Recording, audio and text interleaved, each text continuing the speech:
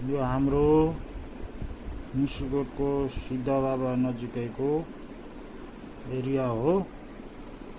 यो तीन पोखरी हाम्रो घर नजिकैको मन्दिरको पूजा शिवालयको पूजा गर्ने बेलामा हामीहरू आफन्तहरू जम्मा भएका छौँ र त्यहीँ जम्मा भएर त्यहाँको दृश्यहरू निहालिरहेका छौँ।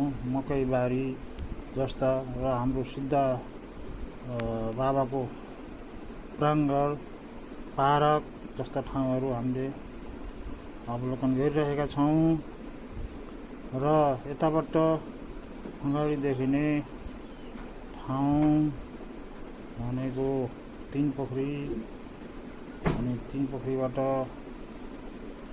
यता माथि गइसकेपछि सिद्ध बाबा पर्छ, हाम्रो देवी देउराली पर्छ। त्यसपछि हाम्रो यहाँबाट सिद्धार्थनको जङ्गल पार्क र केही आफन्तहरू हामी रमाउँदै त्यो ठाउँमा हिँडेका छौँ र यता अगाडि देखिने एउटा मुसिकोट दरबार क्षेत्र